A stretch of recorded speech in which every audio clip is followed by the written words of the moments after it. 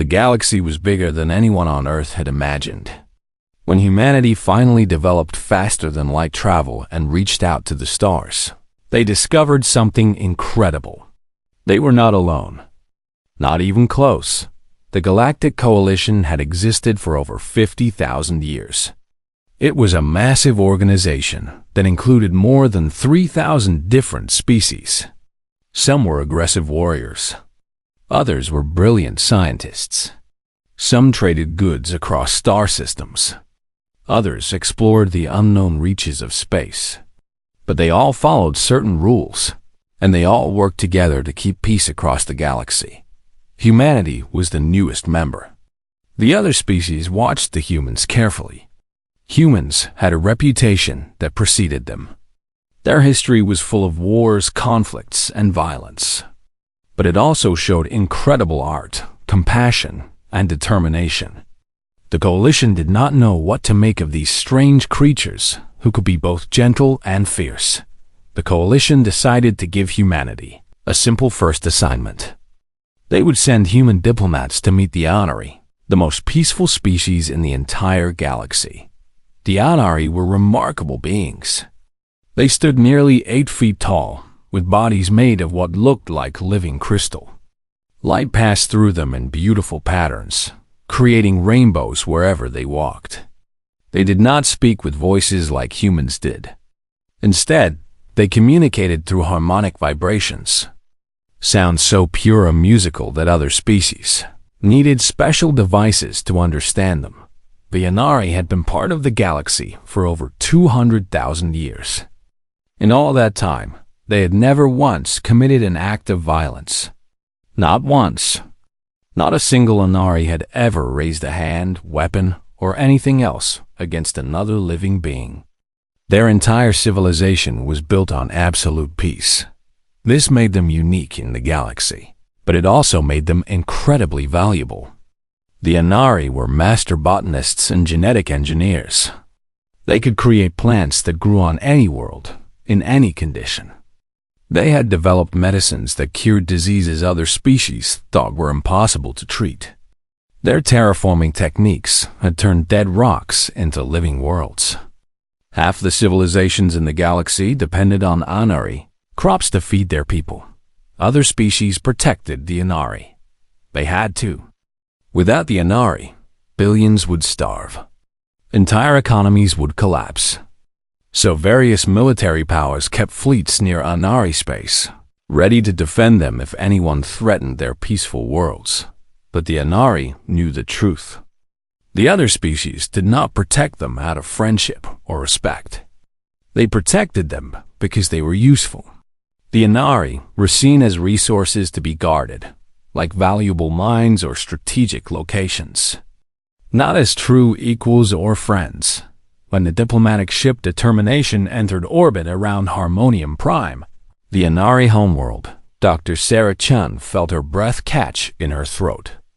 The planet below was breathtaking. Vast forests of crystalline trees covered entire continents, glittering in the light of their sun. Cities rose from the landscape like natural formations, grown rather than built. Everything reflected and refracted light, making the whole world seem to glow. Sarah had been chosen to lead this mission carefully. She was a xenobiologist and linguist, but more importantly, she genuinely loved learning about other cultures. She did not see this assignment as a simple political formality. She saw it as an amazing opportunity. The rest of the Coalition expected the humans to spend a few days on Harmonium Prime, exchange pleasantries, and leave. That was how these things usually went. Most species treated visits to the Inari as obligations to be completed. Quickly, Sarah had different plans. When she and her team of 47 humans landed on the surface, they were greeted by a delegation of Inari elders. The crystalline beings stood in a semicircle, their bodies chiming softly with harmonics that the translation devices turned into formal greetings. "Welcome to Harmonium Prime, representatives of humanity," the lead elder said through the translator. "We hope your stay will be brief and pleasant." Sarah surprised them with her response. She had spent the entire journey learning the basics of Anari harmonic communication. She produced a small crystal device that one of Earth's engineers had built based on Anari specifications. When she activated it, it created harmonic vibrations that approximated Anari speech. "Thank you for welcoming us," she said, her words coming out as chimes and resonances. "We hope to learn from you, if you will teach us. There is no need for translation devices between friends." The Anari elders fell silent. Several of them flickered with colors that the database said indicated surprise. No species had ever tried to learn their language before. The translators worked well enough. Why bother? Over the following weeks, Sarah and her team did something unusual. They actually stayed. They attended Anari cultural events. They visited farms and research centers, asking questions and taking notes. They tried Anari food, even though it tasted strange to human palates. They learned Anari history, philosophy, and art. Most importantly, they listened. The humans learned that the Anari had developed their absolute pacifism not from weakness, but from deep philosophical conviction. Violence, they believed, was a failure of understanding. If you truly understood another being, you could never harm them. The Anari spent their lives trying to understand everything around them. Sarah found herself fascinated by an Anari botanist named Chorus of Morning Light. Chorus worked in one of the great bioengineering centers, designing new crop varieties. She spoke with genuine passion about her work, explaining how each plan was like a puzzle to be solved with care and patience. "We create life that sustains life," Chorus explained one day, her harmonics tinged with pride. "This is our purpose, to help others flourish." "It must be fulfilling," Sarah said, "knowing that your work helps so many people across the galaxy."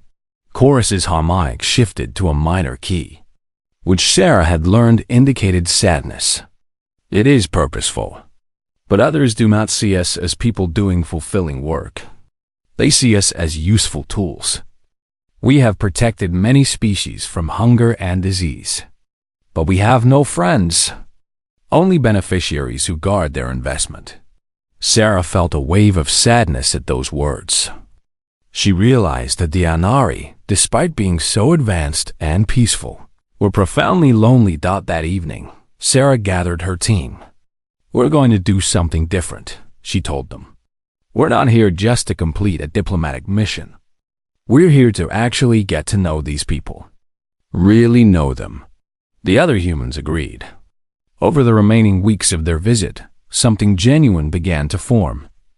The Anari started to relax around the humans. They shared more openly. They showed the humans things they did not show other species, and the humans shared too. They told stories of Earth, of human history, both beautiful and terrible. They did not hide humanity's violent past. They acknowledged it honestly. "We are not perfect," Sarah told the Anari Council before her scheduled departure. "We have done terrible things to each other and to our own world. But we are trying to be better.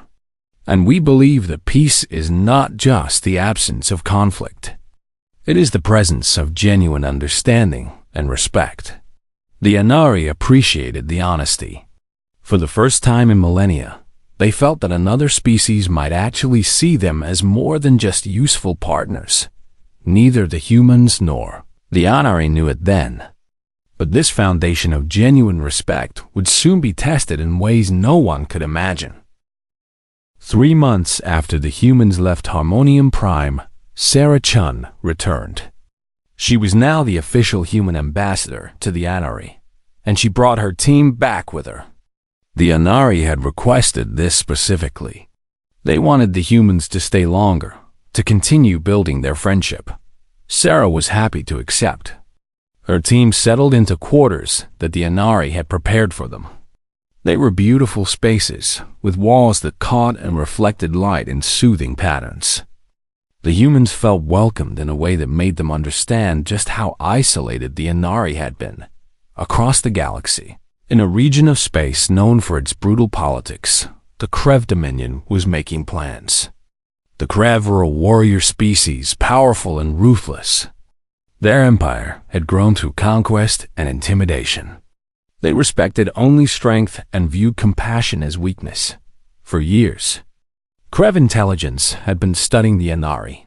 The peaceful species had biological technology that could revolutionize Krev agriculture and medicine.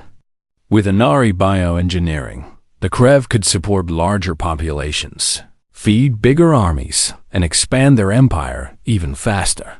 The Krev had tried diplomatic approaches before. They had offered trade agreements and alliances. But the Inari refused to share their most advanced technology with aggressive species. They feared it would be weaponized or used to support conquest. The Krev commander, a scarred veteran named Varkish, decided that diplomacy had failed. If the Inari would not share willingly, the Krev would take what they needed by force. The attack came without warning. Krev intelligence had done their work well. They found gaps in the coalition's surveillance network. They discovered patrol schedules and response times. They learned that the nearest major coalition fleet was 3 full days away from Harmonium. Prime at maximum speed thought it was a perfect window. On a quiet morning, when Sarah was having breakfast with Chorus and discussing a new terraforming project, the alarms began to sound. The Inari did not have military alarms, so they used their civil emergency system. Gentle tones echoed across the city, but the message was terrifying. Unknown vessels have entered orbit. Multiple large warships. They are Krev. Sarah felt her stomach drop. She ran to the nearest observation deck with Chorus close behind. When they looked up at the sky, they could see them. Dark shapes blocking out stars. Krev battleships, dozens of them, in attack formation above their world. The Krev transmission came minutes later, broadcast across every channel. People of Harmonium Prime. Commander Varkish's voice was harsh and direct. The Krev Dominion requires your bioengineering database and all research related to genetic modification, agriculture, and medicine. You will transfer this data immediately and submit to Krev administration. You have 12 hours to comply. If you refuse, we will begin orbital bombardment. Your cities will burn. Your forests will die. You have no military. You have no weapons. You have no choice. Comply or be destroyed. Sarah watched Chorus and the other Inari around her. Their crystalline bodies had gone dim, colors fading to pale, washed-out hues. They were terrified. And why would they not be? They had no way to fight back. Violence was not just forbidden in their culture. It was completely foreign to them. They literally did not know how to resist. The Inari Council convened immediately. Sarah was invited to attend as an observer. She watched as the elders debated their impossible situation. We could surrender the data, one elder suggested. Our lives are more valuable than information. But the Krev will use our technology for war, another responded. Our crops will feed armies of conquest. Our medicine will heal soldiers who destroy other worlds. We will become complicit in violence across the galaxy. What choice do we have? A third elder asked, harmonics heavy with despair. We cannot fight them. Fighting violates everything we are. Sarah could not stay silent any longer. What about your allies? The coalition forces? An elder turned to her, light flickering sadly through his crystalline form. The nearest fleet is 3 days away. The Krev will destroy us in 12 hours. Perhaps less. They are not patient.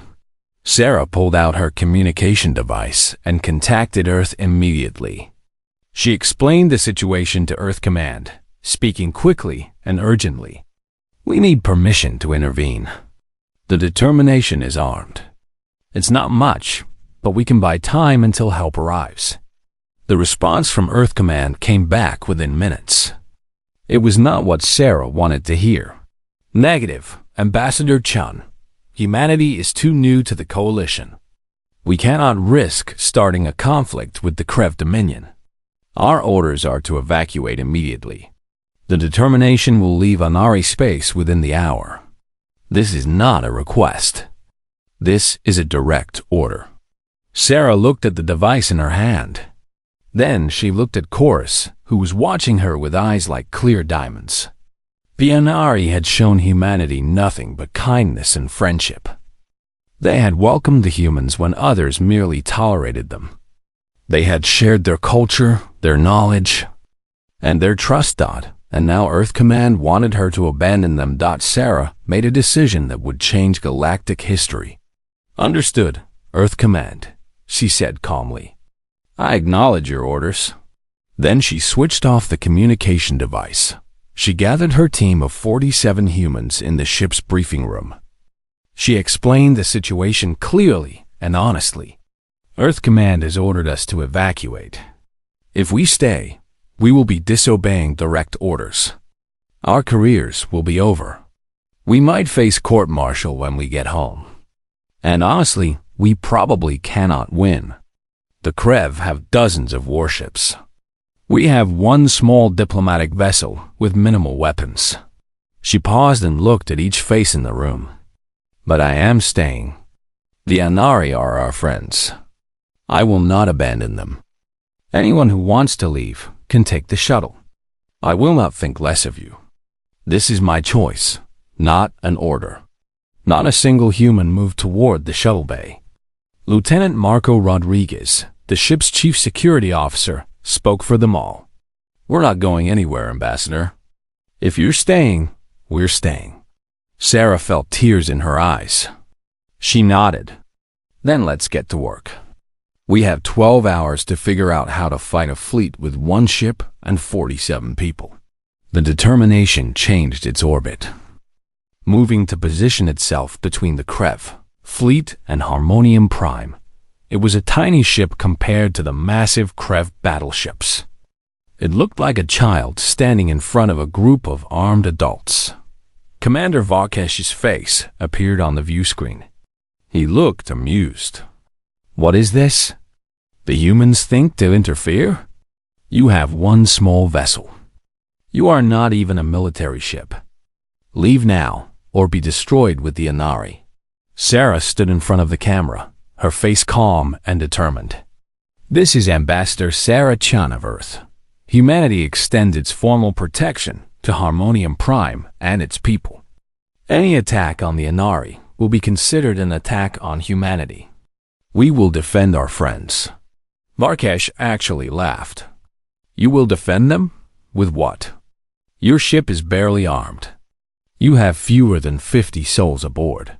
My fleet could vaporize you in seconds. Sarah smiled, and there was something dangerous in that smile. You're probably right. We'll probably lose. We're doing it anyway. That's what humans do. We stand up for our friends, even when the odds are impossible. She cut the transmission. Behind her, Rodriguez was already coordinating with the crew. All right, people, we're not going to win a straight fight. So we don't fight straight. We use everything we know. Every dirty trick. Every tactic. We make them work for it. Down on Harmonium Prime, the Anari watched the tiny human ship position itself between them and the Krev fleet. They did not understand violence, but they understood sacrifice. They understood that the humans were choosing almost certain death to defend people they had known for only a few months. Cora stood in the observation center, watching the Determination through a telescope. Her harmonics were so quiet that the translator could barely pick them up. Why? She whispered. Why would they do this? No one had an answer. In 200,000 years of Anari history, no species had ever done anything like this for them. The first attack came 6 hours into the standoff. Commander Varkesh had grown tired of waiting. He sent 3 Krev destroyers to remove the annoying human ship. They expected it to be simple.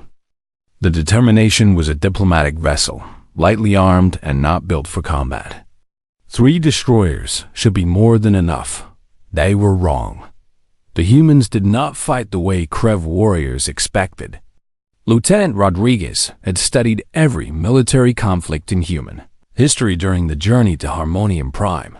He knew humanity's greatest strength was not superior technology or greater numbers. It was adaptability and pure stubbornness. As the Krev destroyers approached, the determination did something unexpected. It ran away. The Krev ships gave chase, moving away from the main fleet to pursue what they thought was a frightened enemy. Then the determination turned and released every mine it had, disguised as debris from damaged hull plating. The Krev flew right into the trap. 1 destroyer lost its engines. Another took heavy damage to its weapon systems. Before the 3rd destroyer could react, the determination swung around and fired every weapon it had at the damaged ships. It was not enough to destroy them, but it was enough to force them to retreat back to the main fleet for repairs. The humans had drawn first blood. Target the engines. Always the engines, Rodriguez told his weapons crew. We don't need to destroy them. We just need to stop them from fighting. Sarah was broadcasting everything on every channel in the galaxy. She wanted everyone to see what was happening.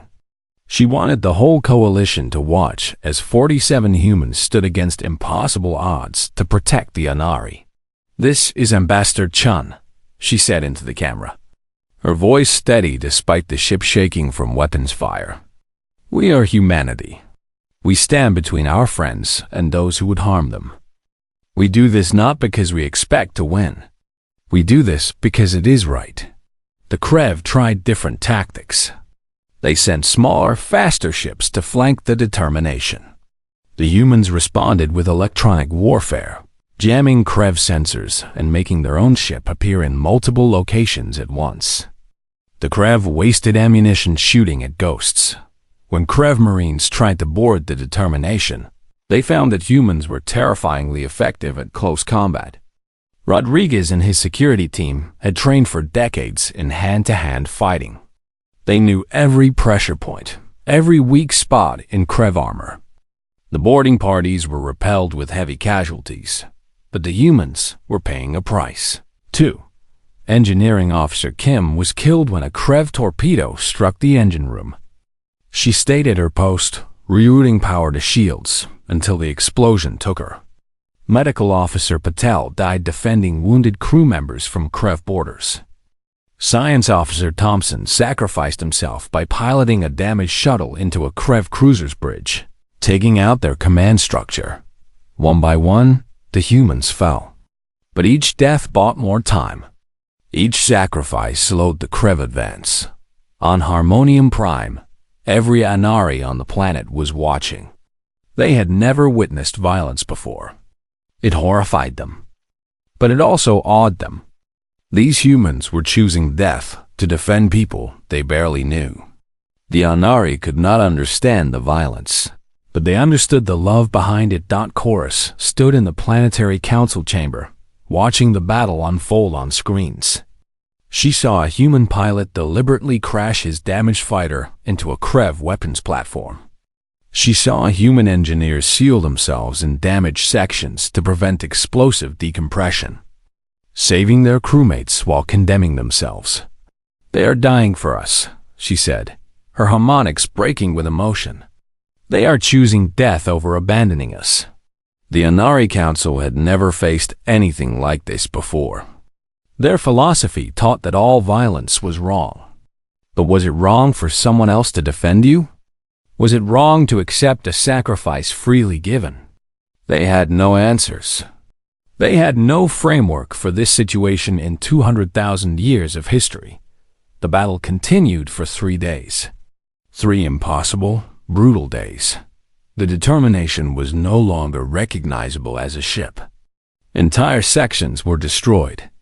Life support was failing. Weapons were nearly depleted. Of the 47 humans who had chosen to stay, only 8 were still alive. Sarah Chun was one of them. She had taken shrapnel to her side during a boarding action. The wound was badly infected, and they were out of medical supplies. But she refused to stop broadcasting. "This is day 3, she said to the camera, her voice weak but determined. "We are still here. We are still fighting. The Krev have not touched Harmonium Prime. Not one bomb has fallen on the Inari. That is what matters." Commander Varkesh appeared on screen again. This time, he was not amused. He was furious. The humans had cost him 12 ships damaged or destroyed. They had killed hundreds of his warriors. His entire fleet had been held off by a single diplomatic vessel, and a handful of determined humans thought it was humiliating. "Enough of this," Varkesh snarled. "I am done playing games with you humans. Surrender now, and I will execute you quickly. Refuse, and I will make your deaths last for days. Then I will bombard the Inari anyway." Sarah looked at Rodriguez, who was manning the weapons station despite having lost an arm. She looked at Chen, her communications officer, who had third-degree burns covering half her body. She looked at the 5 others still alive, all wounded, all exhausted. "What do you all think?" she asked them. Rodriguez actually smiled. "We've come this far. Might as well see it through." The others nodded in agreement. Sarah turned back to the camera. "Commander Varkesh, this is our answer. No, we will not surrender. We will not stop. You want to reach Harmonium Prime? You'll have to go through us. And we are still here." Varkesh's face twisted with rage. "Then you will die." "Probably," Sarah agreed. "But the Coalition fleet will be here in 6 hours. You've wasted 3 days fighting us. Now you don't have enough time to bomb the Inari and escape before the Coalition arrives. We've already won. We just need to hold for a few more hours." The Krev commander realized she was right. He had been so focused on destroying the annoying humans that he had lost track of time. The Coalition's fleet was approaching fast. If he started the bombardment now, he would still be in Inari space when they arrived.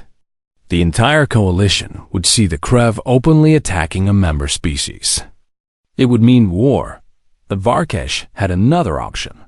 He could capture the remaining humans and execute them publicly. He could send a message that interfering with the Krev Dominion had consequences. "Boarding parties," he ordered his fleet. "Take the human ship. Capture the survivors. Bring them to my flagship." The final boarding action was brutal. The 8 remaining humans fought like cornered animals. They used every weapon, every trick, every ounce of strength they had left, but there were too many Krev. Eventually, the humans were overwhelmed. They were dragged, beaten and bleeding, to Krev shuttlecraft. Sarah was barely conscious as they brought her aboard. Varkesh's flagship. The Krev commander looked down at the wounded human. "You have cost me dearly, Ambassador Chen. I will make an example of you and your crew. The galaxy will learn not to interfere with Krev affairs." Sarah coughed, and blood flecked her lips. But she managed to smile. "The galaxy already learned something, Commander. They learned that humanity keeps its promises. They learned that we don't abandon our friends. And they learned that you needed your entire fleet 3 days to defeat 47 humans on one ship." Varkesh backhanded her. And Sarah's world went dark. Down on Harmonium Prime. The Inari watched in horror as the human ship was finally captured. They watched as Krev soldiers dragged the 8 survivors away. They had never felt such emotions before. Grief, rage, helplessness. For the first time in their long history, the Inari understood what it meant to have friends. Real friends. Not protectors or beneficiaries, but people who would sacrifice everything for you. And now those friends were about to die. Commander Varkesh had the 8 human survivors brought to his flagship's main hangar bay. He wanted everyone to see this. He ordered the execution broadcast to Harmonium Prime, to the approaching Coalition fleet, and to the entire Krev Dominion. This would be a lesson. This would show the galaxy what happened to those who defied the Krev. Sarah Chun was barely conscious, but the Krev medics had stabilized her. Varkesh wanted her awake for what came next. They forced her to kneel alongside her 7 crewmates. All of them were wounded. All of them were exhausted. But when Sarah looked at their faces, she saw no fear. Only pride. "People of the galaxy," Varkesh announced, standing before the prisoners. "You see before you the price of foolish heroics." These humans thought to stand against the might of the Krev Dominion. They thought their pathetic resistance mattered. "In 1 hour, I will execute them. And then I will have the data I came for, one way or another." He turned to address Harmonium Prime directly. "Anari, you have a choice. Surrender your bioengineering data now, and these humans will die quickly, painlessly. Refuse, and I will make their deaths last for days. You claim to value all life. Prove it. Save them." On Harmonium Prime, the words hit like a physical blow.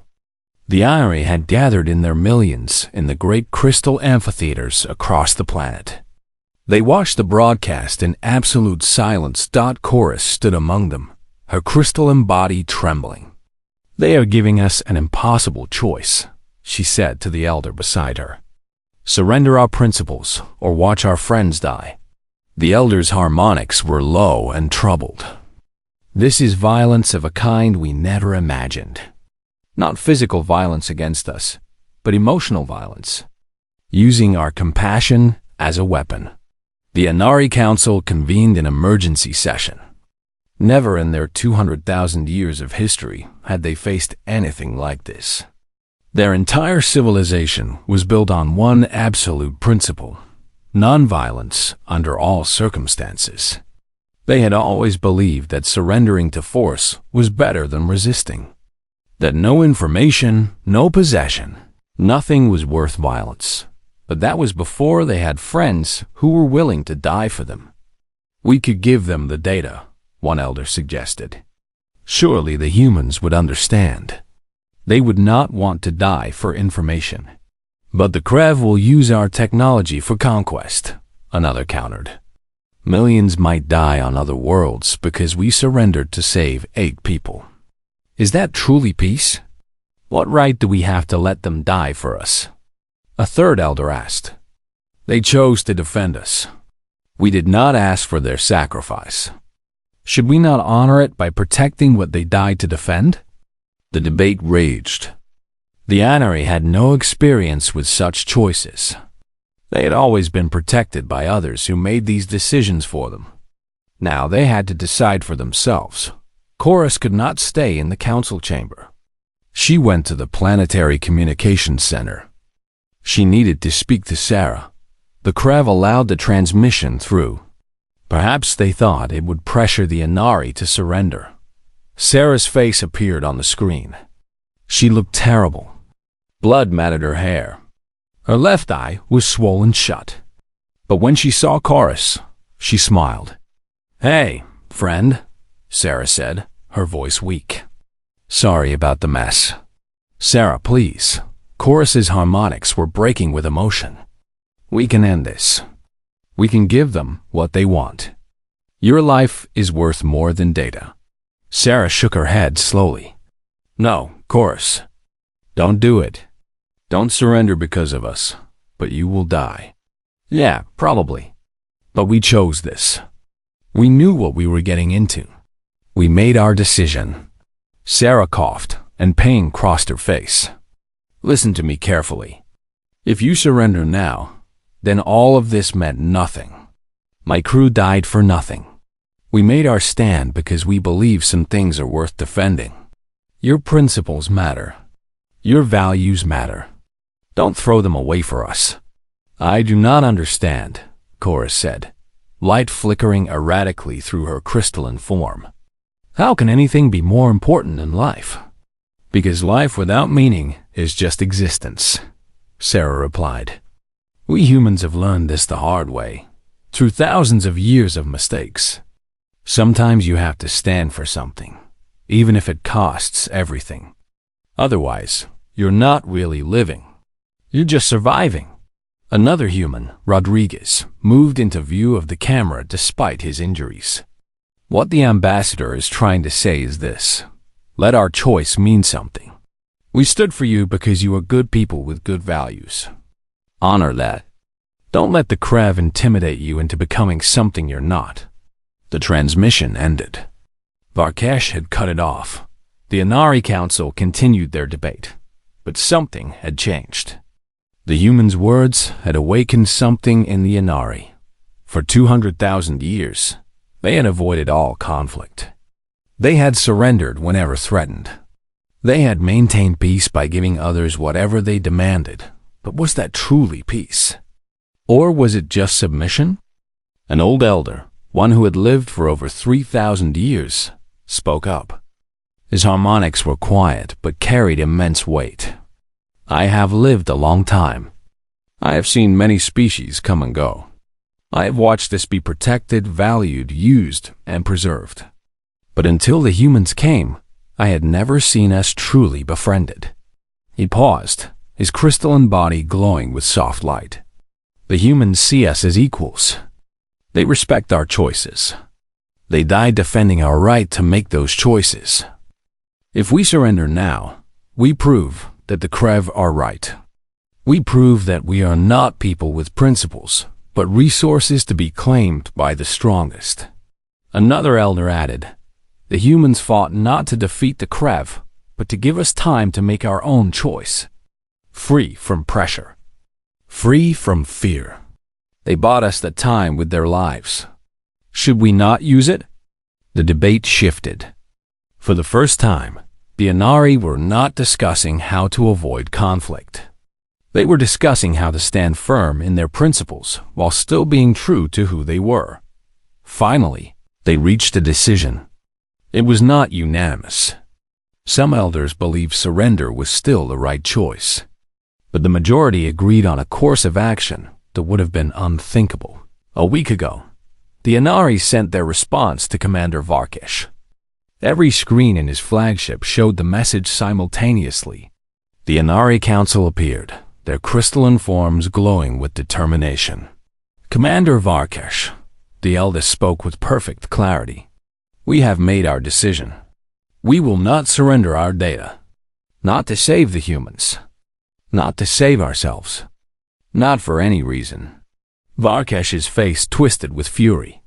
Then the humans die slowly. And then I will bombard your world.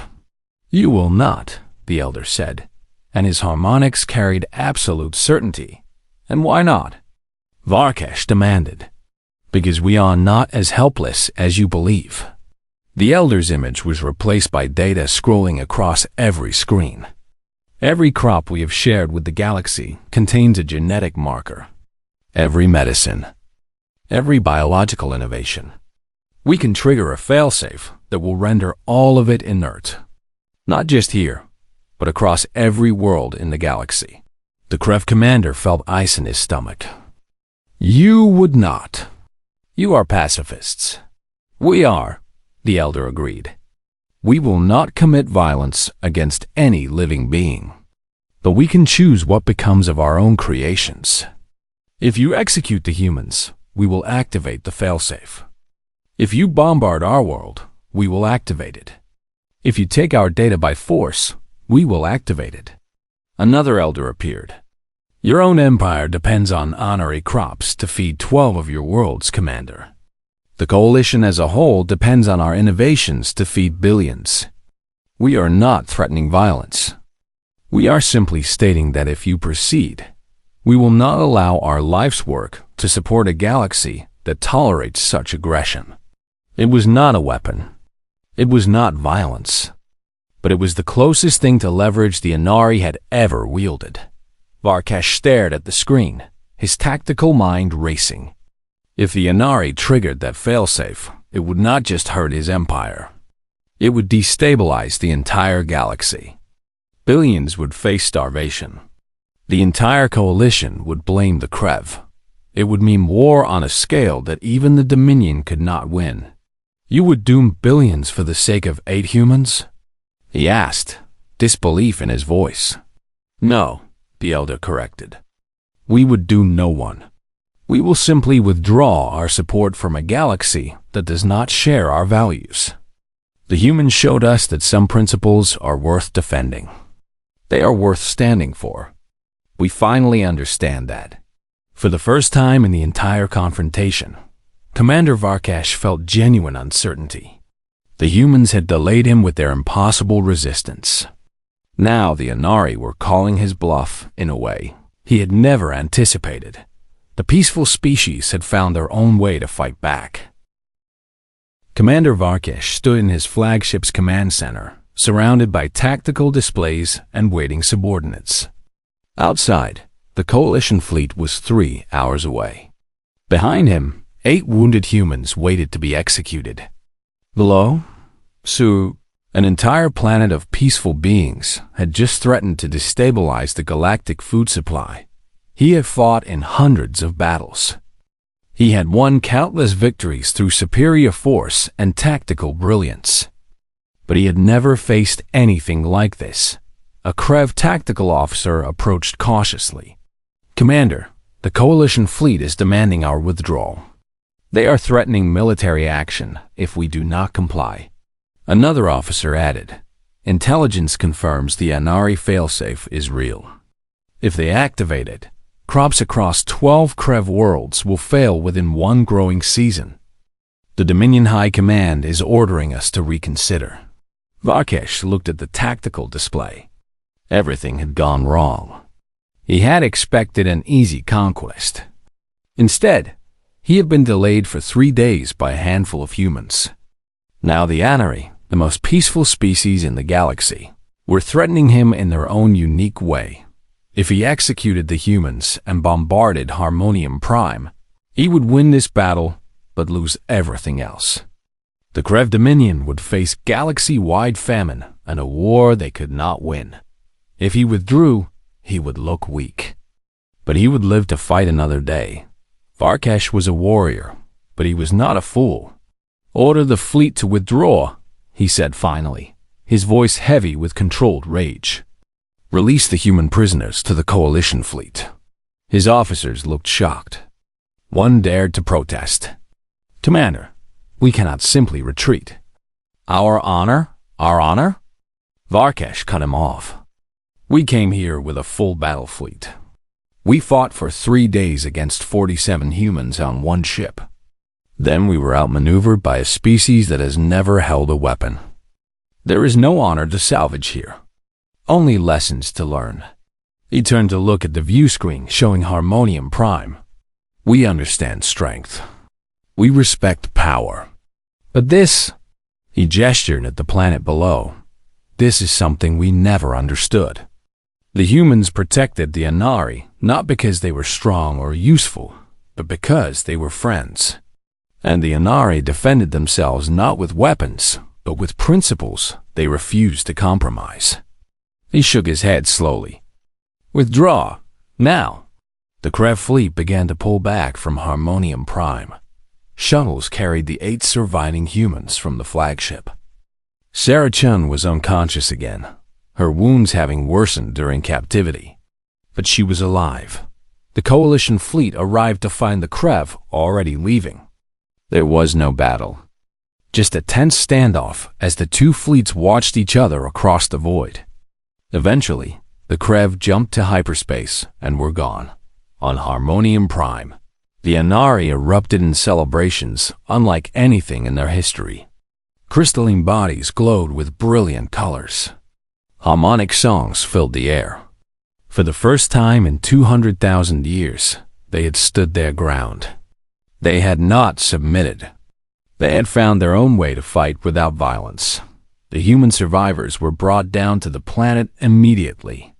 Anari medical specialists worked alongside human doctors from the Coalition fleet. The injuries were severe, but all 8 would survive. When Sarah finally woke up, she was in a beautiful chamber filled with soft light. Chorus sat beside her bed, keeping vigil. "You're alive," Chorus said, her harmonics filled with relief and joy. "You're all alive." Sarah smiled weakly. "Did we win?" The Krev withdrew. Harmonium Prime is safe. You won. We won, Sarah corrected. The Anari stood up for themselves. You found your own strength. Chorus's light flickered with emotion. We learned it from you. You showed us that some things are worth defending, even at great cost. News of what happened at Harmonium Prime spread across the galaxy within days. The story of 47 humans holding off a Krev battle fleet became legend. The tale of the Anari, the most peaceful species in the galaxy, finding the courage to stand firm, spread even faster. The Galactic Coalition held an emergency session. Earth's representative, Ambassador James Park, stood before the council. The Coalition has protected the Anari for millennia, Park said. You did so because they were useful, valuable, necessary for galactic stability. But humanity protected them for a different reason. We protected them because they were our friends. Because friendship means standing together, even when it's hard. Especially when it's hard. He paused, looking around at the assembled species. 47 humans chose almost certain death rather than abandon their friends. We ask nothing in return. We seek no reward. But we do want to make something clear. Humanity and the Anari are allies now. True allies. Attack one, and you attack both. The Anari delegation stood. The eldest spoke. We agree. We propose a formal alliance between Harmonium Prime and Earth. The Covenant of Standing, we will call it. Where one stands, both stand. Where one needs defense, both defend. Where one needs help, both help. The vote was unanimous. The Covenant of Standing became the first alliance in galactic history based not on mutual benefit or strategic necessity, but on genuine friendship and shared values. The partnership that formed between humanity and the Anari changed both civilizations.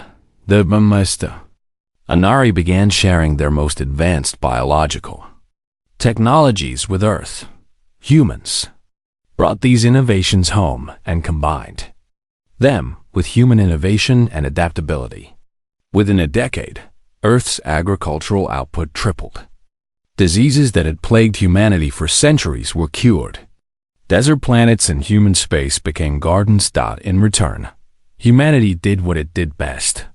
It stood guard. Human fleets took up positions around Anari space. Human military advisors helped the Anari develop non-violent defense systems. The Anari would never bear weapons themselves, but they learned to create shields, detection grids, and automated defenses that required no living being to operate them. More importantly, the two species learned from each other. Humans learned patience and compassion from the Anari. The Anari learned courage and determination from humanity. It was a partnership of opposites that somehow worked perfectly.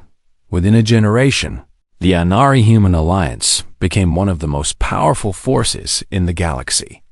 Wherever humans fought, Anari medical corps followed, healing the wounded regardless of species. Wherever the Anari established new colonies, human fleets stood ready to defend them. Other species began to understand.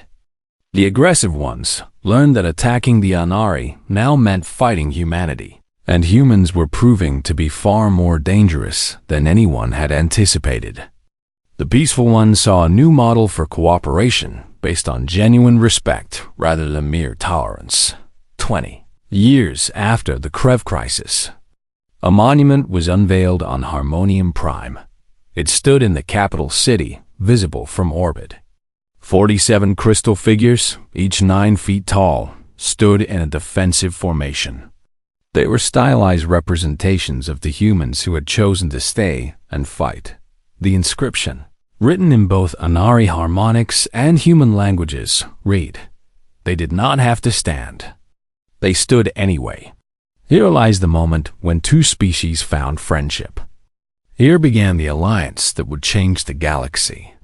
We remember their sacrifice. We honor their choice. We stand together. Sarah Chun attended the dedication ceremony. She was older now, her hair graying, her body bearing the scars of that 3-day battle. She stood with Chorus, who had become like family to her over the years. "Do you ever regret it?" Chorus asked, looking up at the monument. "You lost 39 friends. You nearly died. Your government court-martialed you, even though they later pardoned everyone." Sarah was quiet for a long moment, remembering Kim dying in the engine room, remembering Patel defending the wounded, remembering Rodriguez fighting with one arm, remembering all those who did not get to see this moment. "Every day, I wish they were still here," she said finally. "Every day, I miss them. But regret? Never. We did the right thing. We stood for something that mattered. We showed the galaxy that friendship means something, that loyalty means something, that some principles are worth defending." She looked at Chorus. "And we found something incredible. We found friends who became family. Earth and Harmonium Prime are bound together now in ways that go beyond treaties and alliances. Our children grow up learning about each other. Our cultures are blending. We're building something new together." Chorus's harmonics were soft and warm. "The galaxy is different because of what you did. What we did together," Sarah corrected. "You stood up to the Krev in your own way. You refused to surrender your principles. That took as much courage as anything we did." Around them, humans and Anari mingled freely. Human children played with young Anari, their laughter and harmonic chimes blending together. Scientists from both species worked on joint projects. Military personnel and medical staff shared techniques and knowledge. It was not perfect. There were still cultural misunderstandings, still moments of friction. But there was also genuine respect, genuine affection, and genuine friendship. An elderly Anari approached Sarah. He had been part of the council that made the decision to defy the Krev. "Ambassador Chun, may I ask you a question?" "Of course. Would you do it again?" "Knowing everything that happened, knowing the cost, if you faced the same choice today, would you still stay and fight?" Sarah looked at the monument. She looked at the city around her, where two very different species had built something beautiful together. She thought about all the good that had come,